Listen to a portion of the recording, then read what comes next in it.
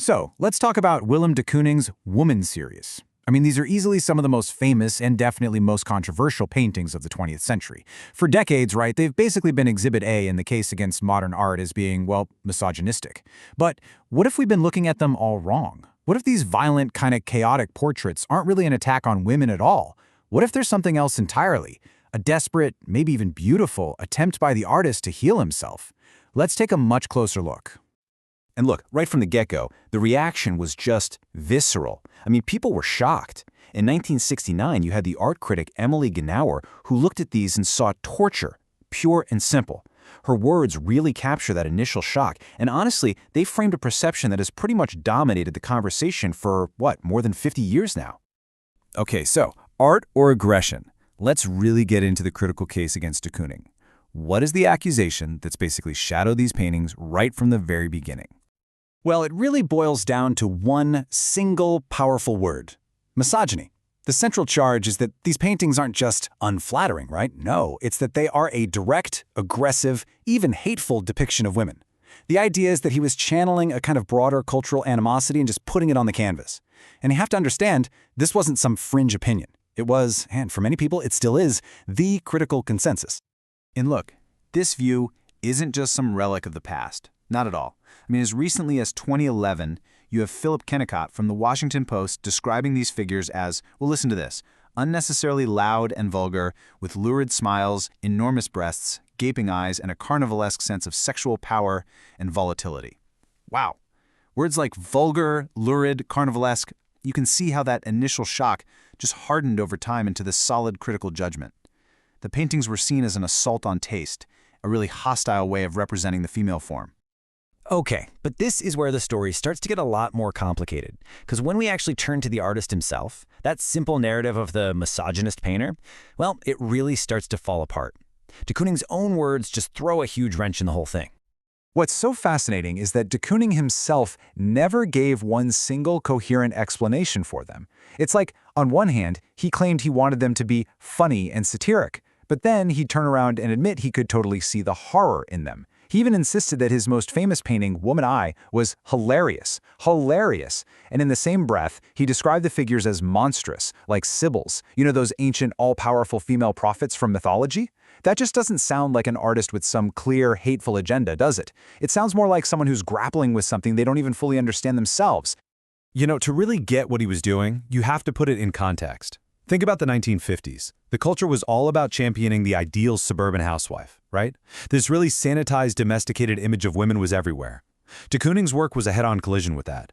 Where popular culture was showing you grace and domesticity, he gave you bared teeth.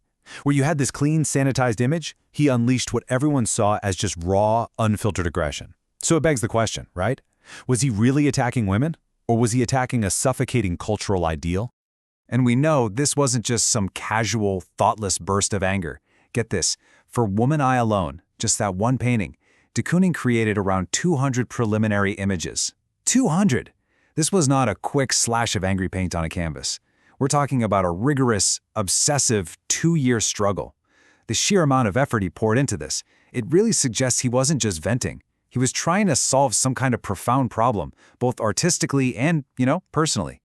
And right here, in his own words, I think we find a really crucial clue. De Kooning said, "Art never seems to make me peaceful or pure. I always seem to be wrapped in the melodrama of vulgarity." The melodrama of vulgarity, think about that. This suggests it wasn't about making some big statement about women. It was about wrestling with the melodrama inside of him. So, if these paintings aren't really social commentary, then what in the world are they? Well, to find an answer, we have to look deeper. We need to shift our focus away from the culture and onto the artist's own psychology. And this is where a psychoanalytic perspective just completely reframes the entire debate. We're talking about painting the unconscious. Okay, so at the absolute heart of this perspective is a psychological concept called the negative mother complex. Now, what does that mean? It basically describes the really profound and often unconscious impact of a difficult relationship with one's mother. It's this idea that those early unresolved experiences can actually continue to haunt and shape a person's entire psyche, their relationships, their behavior, well into their adult life. And this isn't just some abstract theory either. It connects directly to de Kooning's own life story. We know his mother was known for having these uncontrollable rages, and that childhood trauma ran so deep that, even as a grown man, he would instinctively flinch if someone just raised a hand suddenly near him. And when you know that, suddenly the paintings just click into place in a whole new way. You're not looking at an adult man painting a woman anymore. Maybe, just maybe, you're seeing the captured perspective of a small, terrified child looking up at an overpowering, raging parent. And this way of thinking is grounded in decades of psychoanalytic thought. You've got Sigmund Freud, who saw art as a way to manage aggression, a kind of catharsis. Then you have Hannah Segal, who went even further. She argued that there can be no art without aggression, that it's literally how we explore our own inner conflicts. And for someone like Carl Jung, this wasn't just some interesting process. It was absolutely essential. It was a necessary dialogue with the unconscious that you had to have to become psychologically healthy. So in all of these views, aggression isn't just destructive. It can actually be a creative force. All right, so where does all of this leave us? What happens if we completely flip the script and start to see the woman's series not as an act of aggression, but as a portrait of healing? I think this quote from the psychoanalyst Dr. Deborah Bryon just nails it. She says, "Maybe de Kooning's paintings are his passionate attempt to wrestle with and free himself from his inner demons. And when you look at it that way, the paintings become a visual record of this really profound internal struggle. The violence you see on the canvas isn't being directed outward at women, it's directed inward, at the inner demons that were born from his childhood trauma. It's literally a wrestling match for his own soul." And you know what? There's actually evidence that this whole process, this artistic battle, it worked. Late in his life, de Kooning reflected on his own psychological state, and he said this: "I get freer. I am getting more to myself. I have all my forces." I mean, that is the language of healing, of integration. It really suggests that through all that violent, chaotic melodrama of vulgarity in his art, he found a way to put himself back together. His wife, Elaine de Kooning, who is an incredible artist herself, really offered a perfect summary of it all. She said that he continually reaffirmed painting as a metaphor for life. For him, you see, painting wasn't about creating some finished product that was just going to be hung on a wall and judged. No, it was the process.